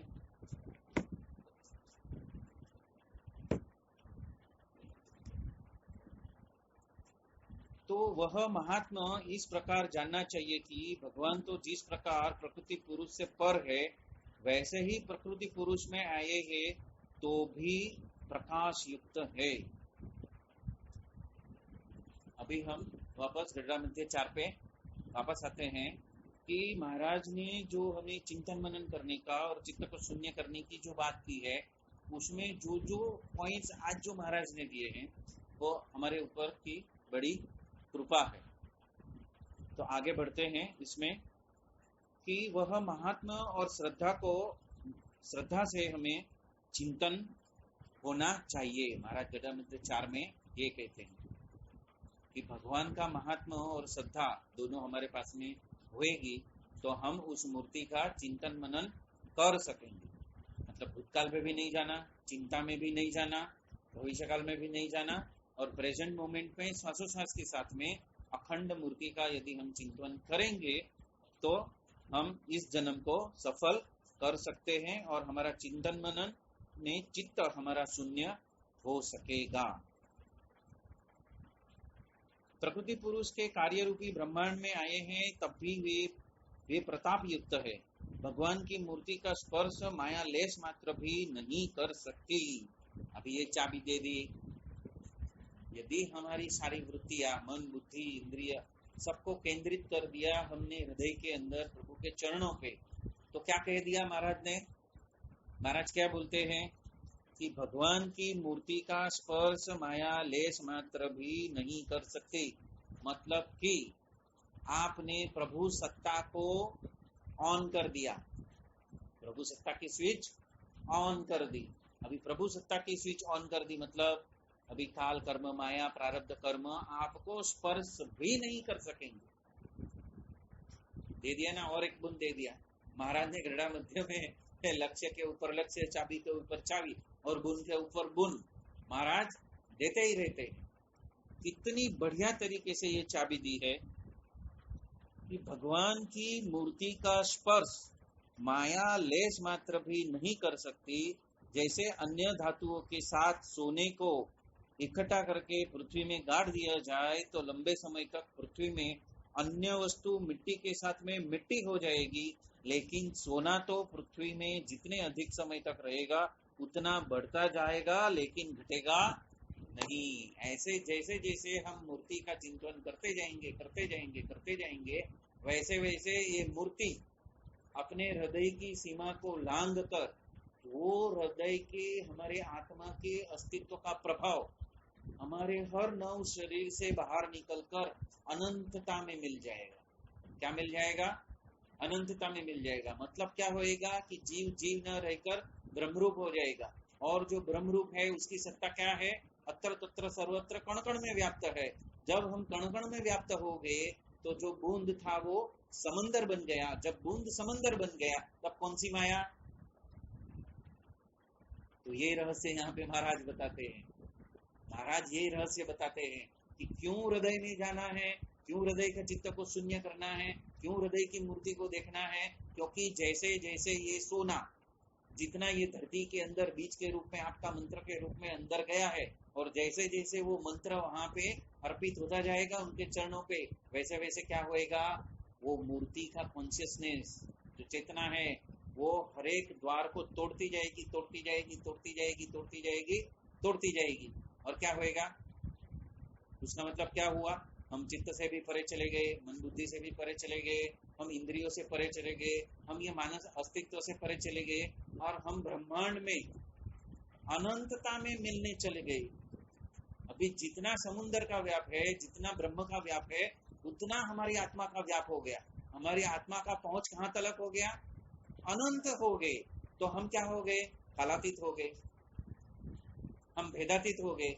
यदि अब हम ये हृदय में उतरने के बाद में भेद करते हैं कि ये जवान है, ये कमजोर है, ये बच्चा है, ये ज्ञानी है, ये बुद्धू है, ये होशियार है, ये सही है, ये गलत है, कर का पार्टीशन हमने चालू कर दिया ना हमारे चित्त के अंदर, वो भगवान को मंजूर नहीं है। तुम ब्रह्मरूप के कॉलेज में आया है, वहां पे आपको देहातीत तो होना ही होना है। देहातीत हृदय में घुस के ही हो सकता है। ऐसे स्वामीनारायण का चिंतन मनन करके, ताली बजा के, भजन करके, नवजा भक्ति करके आप देहातीत शायद हो जाओगे, भजन भक्ति में लीन हो गए तो आप देहातीत हो जाओगे। लेकिन ये जो जीव है वो ब्रह्मरूप करना है तो आपको हृदय में ही जाना पड़ेगा। और तब क्या होएगा? वो सारे लिमिटेशंस जो है ना, वो सारे लिमिटेशंस को तोड़ता चला जाएगा।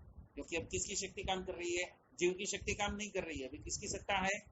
अभी गुरु और प्रभु की, दोनों की सत्ता से जब काम चालू होता है तब न कोई ग्रह काम करेगा, न कोई नक्षत्र काम करेगा, न आपकी कुंडली काम करेगी, न आपका कोई भविष्य का जो महाकारण शरीर है वो काम कर पाएगा। महाकारण शरीर को भी तोड़ ताड़ के फेंक देंगे। यदि हमारा भाग्य का लेख है वो महाकारण शरीर में, आप इस जन्म में किसको मिलोगे, किसके नहीं मिलोगे, कौन से समय में मिलोगे, कौन से समय में नहीं मिलोगे, वो सारा जो चिट्ठा है ना उसको भी महाराज साफ कर देंगे। बोलेगा अभी तेरे को मुझे ही सिर्फ मिलना है, अभी संसार में किसी को मिलने का नहीं है। और जब महाराज ये प्रोग्राम चालू करेंगे तो आप एक एक एक संबंधियों से टूटते जाओगे, कटते जाओगे, कटते जाओगे। आपके मित्र से कटते जाओगे, आपके पड़ोसियों से कटते जाओगे, आपके मित्रों के जो पास के जो मित्र होंगे, बचपन के जो मित्र होंगे, आपके कुटुंबी जन होंगे, सगे वाले होंगे, उस सब से धीरे धीरे धीरे धीरे कटते जाओगे। क्योंकि आप जितने अंदर जाओगे उतने आप बाहर आ पाओगे। यदि आप जितने बाहर रहोगे उतना अंदर जाना आपका माइनस हो गया, और अंदर जाना माइनस हो गया तो आप अनंत नहीं हो सकते, आप अनंत नहीं हो सकते। इसीलिए कहा है, क्या कहा है? महाराज के सिवा किसी का चिंतन मनन करो मत। संसार क्या है और देह क्या है? नरक का द्वार है। सबसे बड़ा दोष क्या है? देह का दोष है। तो देह से ही यदि हम सब कुछ करते रहे, हमने लास्ट टाइम देखा ना, देह ही सबसे बड़ा दोष है। तो नौ नौ देह है, वो सभी देह से परे जाना है। तो एक ही ओनली वन, हृदय में घुस के चित्त शून्य करके हम भगवान की मूर्ति को हर श्वासोश्वास पे सतत सतत सतत सतत उसके स्मरण करते रहे तो ये जीव अभी ब्रह्मरूप हो जाएगा, आपको भी पता नहीं चलेगा। आप कितने अनंत ब्रह्मांडों से परे निकल जाएंगे और अक्षरधाम में बैठे हुए पूर्ण पुरुषोत्तम के हृदय में अपना स्थान बना लो। तो जीते जी करना है, मरने के बाद में स्थान बनाने उधर अक्षरधाम में नहीं जाना है। यदि वो जीते जी हो गया तो ही आप मुक्त हो, तो ही आप अक्षरधाम के मुक्त हो। तो सभी की मंजिल क्या है कि जीते जी जब ये मनुष्य शरीर है तब ये सब सिस्टम शून्य हो जाए, फिर आपको भगवान किधर भी भेजेंगे ना, आपको कुछ कोई भी चीज आपकी माया की, प्रकृति पुरुष तलक की, यहाँ तलक की जो सेंट्रल पिलर ऑफ लाइट है, जो अपने पूरे विश्व का तना बोला गया है, जहाँ पे सिर्फ अक्षर ब्रह्म है, अक्षर ब्रह्म है, वहां पे गुणातीत भी नहीं है, वहां पे अक्षरधाम भी नहीं है, वहां पे भी यदि आप है तो भी आप मुक्त की स्थिति में हो। ये संसार क्या है? अक्षरधाम का प्रतिबिंब। इस साइड में संसार है और उस साइड में अक्षरधाम। तो आप जीते जी मुक्त हो गए। और ऐसी स्थिति में बहुत सारे लोग पवई में हैं आज की डेट में, और उसमें हमें अपना नाम रजिस्टर करवाना है कि हे महाराज हम भी है, पीछे लगे हैं, आपके पीछे पीछे लगे, महाराज हमें भूलना मत। तो महाराज क्या बोलते हैं? तू मुझे प्रतिक्षण मत भूल। तो तेरा नंबर लग गया, तो तेरा भी नंबर लग गया। तो बाहर की डायरी में से कहाँ पे नंबर आ जाएगा? हृदय में नंबर आ जाएगा। महाराज के हृदय में आप होंगे तो महाराज प्रतिपल आपको याद करेंगे, प्रतिपल आपको प्रेरणा देंगे और आपको जीते जी जीव से ब्रह्मरूप कर डालेंगे। और ये सामर्थ्य तीनों में है, भरत भाई, वसी भाई, दिनकर भाई, सभी में ये सामर्थ्य है। वो सामर्थ्यशाली है। वो यही चाहते हैं कि हमारी जो यूनिवर्सिटी है, यूनिवर्सिटी क्या है? जीते जी ब्रह्मरूप हो जाओ और आप मर जाएंगे और आपको भगवान ब्रह्मरूप करके फिर अक्षरधाम में एक सीट तय करेंगे। नहीं, आप यहाँ हैं तभी बुकिंग चालू, एडवांस बुकिंग। महाराज मेरा बुक सीट वहां पे तय है। क्यों? क्योंकि मैं प्रतिफल अभी आपको सुनने के लिए मैं तत्पर हूं। यदि ये संकल्प हमने ले लिया तो क्या हो जाएगा? गुरु हरि की शक्ति चलना चालू हो जाएगी। अभी क्या करते हैं? हमने कमांड उनको दिया, हमने उनको सारथी बनाया, हमने हमारी कमांड किसको दे दी? गुरु हरि के हाथ में दे दी। महाराज अभी आप कहोगे वैसा करना है, आप प्रेरणा दो वैसा चलना है, आपका धर्म नियम का पालन करना है। तो सबसे पहला आज्ञा क्या है? ये सत्संग की सभा दो। तो उसके रास्ते पे तो चल रहे हैं, बराबर है। तो भगवान क्या हो जाएंगे? अंतर्दृष्टि करने का सीख गए तो आपने लॉटरी, मेरी लॉटरी को अपनी जेब में डाल दिया। आपके अंदर जो पड़ा हुआ पारसमणि है उसको घिसने की प्रक्रिया आपने चालू तो कर दी। तो अलाउद्दीन का चिराग मिल गया, पारसमणि मिल गया है। अभी ये सुनना आप सत्संग, हाँ वो सब उसमें आ गया। वो जो आप मिसिंग थे ना, वो मिसिंग पॉइंट में वो सारी चीजें आ गई, सारी चाबियां आ गई। खुलेगा खुलेगा, प्रयत्न करते रहो, प्रयत्न करते रहो, सततता में चालू रखने का। हाँ, सततता में चालू रखेंगे तो वो होएगा।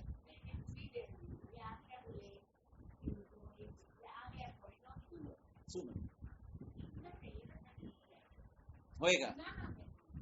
अभी ये जो लेक्चर है ना आपका, जो मिसिंग हुआ है ना, वो आप फिर से जब सुनोगे तब आपको उसकी लिंक मिलेगी कि ये कंक्लूजन पे हम कभी आए हैं, जब उसके पहले हमने कुछ धारणा की है। बहुत सारे 6 से 7 आर्टिकल्स हमने अलग अलग शास्त्रों में से लिए हैं और उसका एग्जाम्पल दिया है। वो एग्जाम्पल आपके अंदर फिट होएगा तो वो बात आपके समझ में पूर्ण तरीके से बैठ जाएगी, पूरे तरीके से उस प्रसंगों के वजह से। तो हम आगे चलते हैं। तो जिस तरह पृथ्वी में दबा हुआ सोना कभी घटता नहीं है पर वो बढ़ता ही रहेगा, वो मिट्टी नहीं बनेगा, वैसी हमारी मूर्ति है। वो मूर्ति के सामने माया उसको स्पर्श भी नहीं कर सकेगी। और माया में क्या क्या आ गया?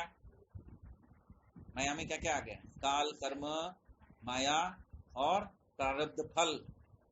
चारों चार किसकी निपज उपज है? माया की उपज है। तो उसमें से हम रहित हो जाएंगे। वैसे ही भगवान तथा अन्य ब्रह्मादिक देव एवं मुनि एक समान नहीं है। अभी ये जो एग्जाम्पल है ना, ये जो बात कर रहे हैं उसमें हम रेफरेंस ले सकते हैं महर्षियों की, नारद की। तो कितने भी बड़े हैं फिर भी हमारी गिनती में नहीं आ सकते और वो एक समान नहीं है।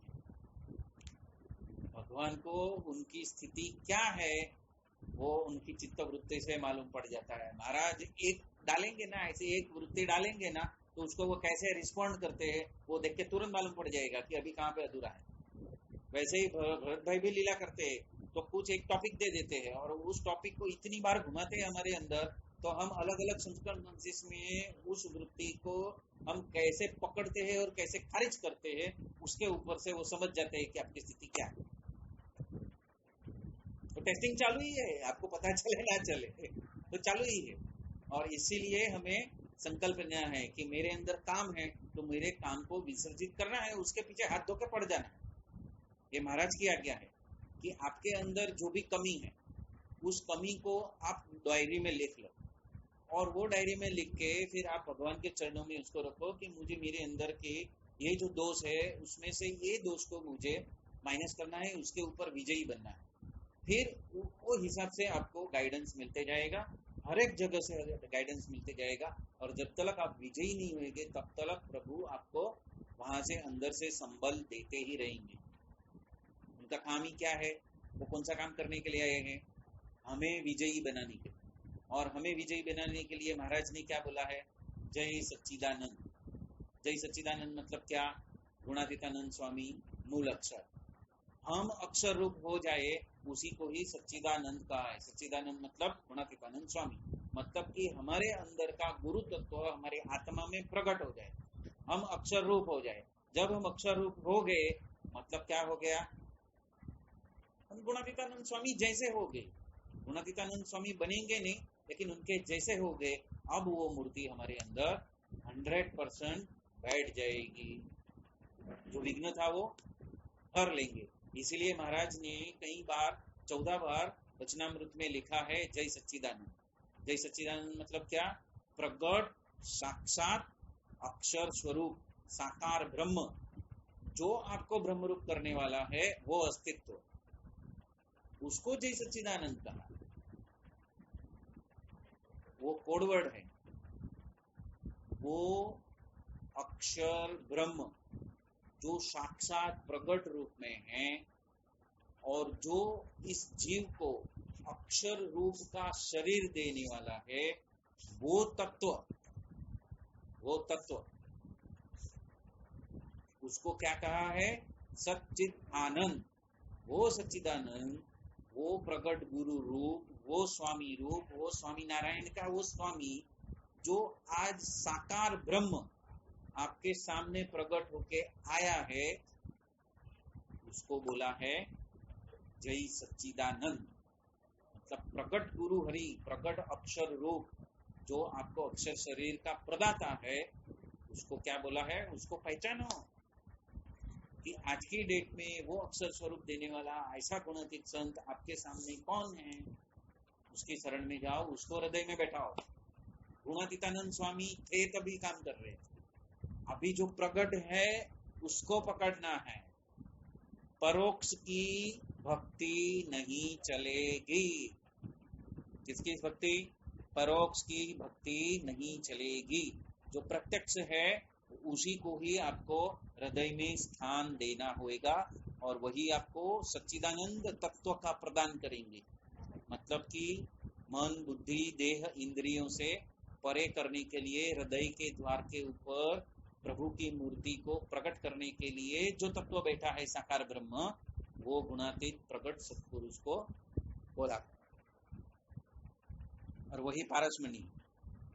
तो हमारी आत्मा खुद वो संत बन जाए तो ही हम उनके सम्मुख है, नितर हम विमुख है। यदि हमारी आत्मा को हमने क्या मान लिया, प्रकट सत्पुरुष, मेरी आत्मा प्रकट सत्पुरुष ही मेरी आत्मा है, तो क्या हो गया, आपको वो पारसमणि मिल गया। फिर आप और वो भिन्न नहीं हो। तो आप जो करते हो, आप जो सोचते हो, वो सब उधर ट्रांसमिट हो रहा है। तो चालू है नेटवर्क, तो नेटवर्क चालू है। आपके हृदय और उनका हृदय जुड़ चुका, स्पिरिचुअल कॉर्ड से जुड़ चुका, तो कंटिन्यूअस डाटा ट्रांसफर हो ही रहा है। आपने यहाँ पे किसी भक्त को गाली दी, ईर्ष्या की, उधर तुरंत मालूम पड़ गया, उनको तुरंत पता चलता है कि ये अभी गिरने वाला है, खड्डे में जाने वाला है, हृदय के अंदर गंदगी उसने खड़ा करने का चालू कर दिया। तो महाराज क्या करते हैं, अनुग्रह करते हैं, और अनुग्रह करके हमें या तो धुन करने के लिए बोलते हैं, या तो कुछ पढ़ने के लिए बोलते हैं, हमें प्रेरणा देते हैं, या तो हमें पॉजिटिव होने के लिए बोलते हैं, पॉजिटिव हो जाओ, पॉजिटिव हो जाओ, या तो फिर ये भी बोलते हैं सबको दिव्य मानो, तू दिव्य, तारा सौ दिव्य और तारी संपूर्ण लीला दिव्य, ये मानने का चालू कर दो। तो क्या होएगा, हमारे अंदर से यदि कोई गंदगी निकली होगी, कोई पूर्व जन्म का संबंध के वजह से वो नेगेटिव भाव निकले होंगे, उसको हमें ही शून्य करना है। तू दिव्य, तारा सब दिव्य और तेरी सारी लीला दिव्य। मेरे साथ में, उनके साथ में, उनके साथ में, सभी के साथ में जो भी लीला हो रही है वो सब दिव्य।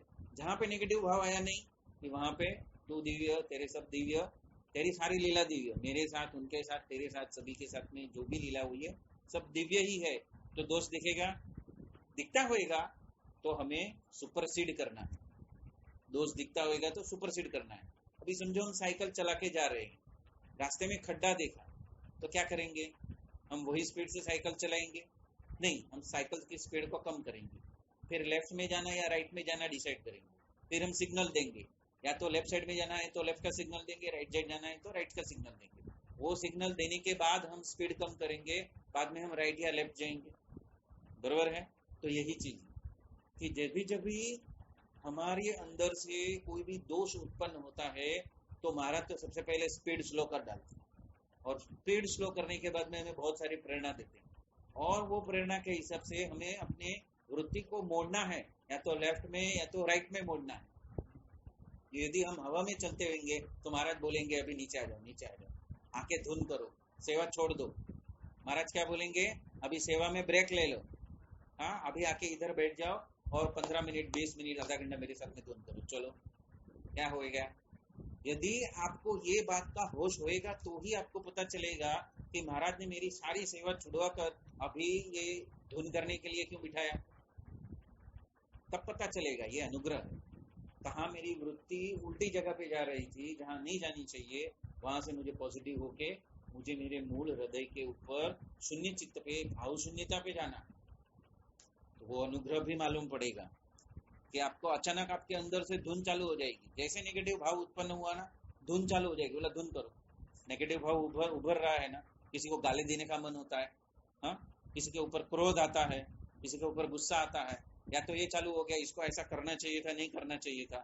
जैसा ये विचार आया, आपका राडार तुरंत रेडी हो जाना चाहिए, नहीं गलत जोन पे जाना, मुझे अभी का अभी धुन पे जाना, सही या गलत मुझे किसी और का देखना नहीं है, मुझे क्या सही लगता है वो मुझे अंतर्दृष्टि करके मुझे पाना है कि वो सही है क्या गलत है।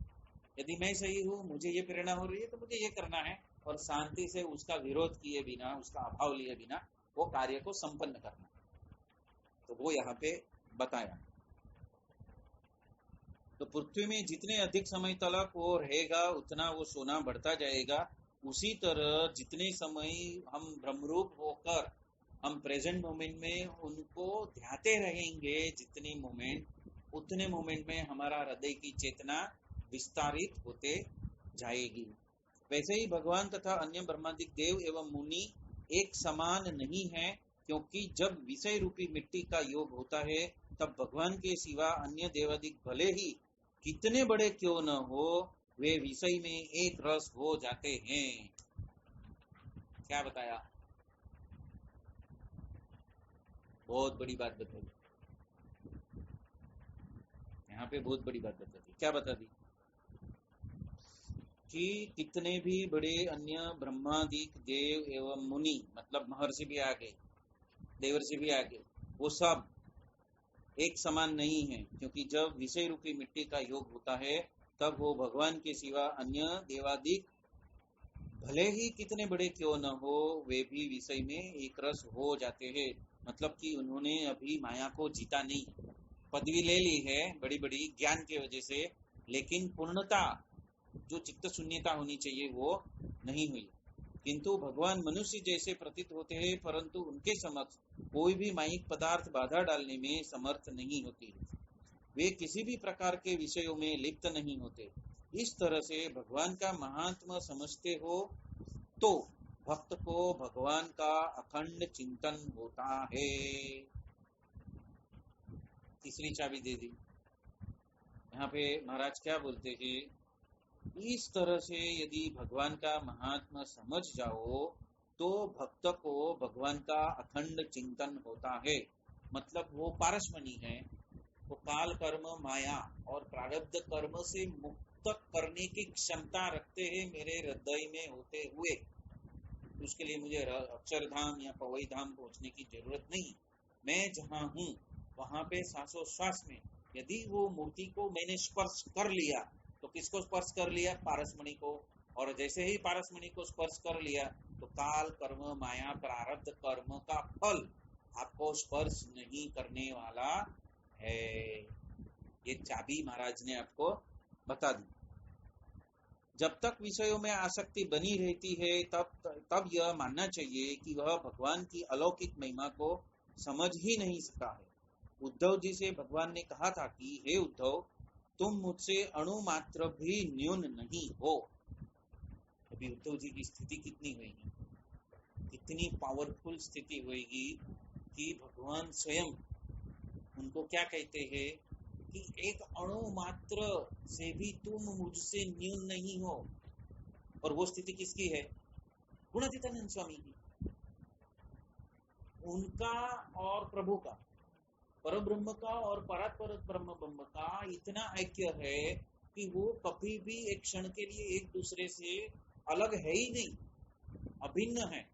और वो पदवी किसको दी है? उद्धव जी को दी है। तो गढ़ा मस्जिद 4वीं महाराज ने इतने सारे रहस्य के फटाकड़े फोड़े हैं कि जैसे समझो महाराज दिवाली मनाने के लिए तत्पर हो गए ये बात कह दी उन्होंने। उद्धव जी से भगवान ने कहा था कि हे उद्धव, मतलब वो कितने स्ट्रांग हो गए उस स्थिति में कि मुखोन्मुख कहते हैं। नहीं तो भगवान यूजुअली किसी को बताते नहीं तू कैसा है, यही बताते हैं तेरा ये दोष है, क्योंकि उसका कल्याण करना है, अभी हुआ नहीं। लेकिन यहाँ पे उद्धव जी की स्थिति क्या है कि हे उद्धव, तुम मुझसे अणु मात्र भी न्यून नहीं हो। क्यों? क्योंकि उद्धव जी ने भगवान का अलौकिक महात्मा समझ लिया था। वे पंच विषयों के प्रति आकर्षित नहीं होते थे। जिसे भगवान की महिमा समझ में आ जाती है, उसे यदि राज्य हो या दीनता से भिक्षा मांगनी हो, तब भी वह दोनों परिस्थितियों में संभाव रखता है। अभी ये संभाव और साक्षी भाव दोनों साथ में चलते हैं। यहाँ पे यदि आपने भेद किया कि मुझे राजा का राज्य मिल गया और यदि मैं भीख मांग रहा हूँ, ये दोनों स्थिति में यदि भेद किया आपने, आपकी स्थिति के लिए भी भेद किया, तो महाराज की मूर्ति से आप हट गए। यदि संभाव बनाने में आप विफल हो गए तो आप मूल धारा से हट गए, तो मूर्ति हट गई। मूर्ति हट गई तो आप कंगाल हो गए। तो ये बात बताई है कि उसके साथ में, महात्मा के साथ में आपकी संभाव की स्थिति भी होनी चाहिए। संसार में अच्छे बुरे पदार्थों में भी समता का भाव रखना है। वह अच्छे पदार्थों को देखकर परवानों की तरह आकृष्ट नहीं हो जाता। वह भगवान के सिवा अन्य किसी पदार्थ में आसक्त नहीं होता। वह केवल एकमात्र भगवान की मूर्ति में ही तन्मय रहता है। इस प्रकार का जिसका व्यवहार होता है, वह किसी भी बड़े विषयों में आसक्त नहीं होता। यदि इस मर्म को नहीं समझा है तो फटी लंगोटी और तुमड़ी में से भी मन को हटाना मुश्किल होता है। मतलब बहुत सारे संतों का झुंड है और उनको तुमड़ी दी है, भिक्षा मांगकर खाना है, और जो जैसा कच्चा पक्का मिला वो उसको बराबर पकाकर उनको खाना है। ये सुंदर है। हाँ हाँ,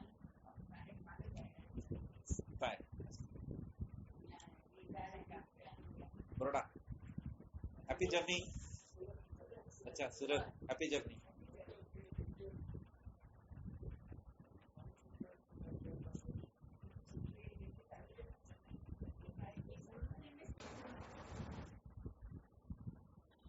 यदि इस मर्म को नहीं समझा है तो फटी लंगोटी और तुमड़ी में से भी मन को हटाना मुश्किल होता है। अतः इस प्रकार भगवान की मूर्ति का महात्मा जाने बिना ही यदि वह कोटिशः प्रयत्न करे तो भी भगवान की मूर्ति का अखंड चिंतन नहीं होता।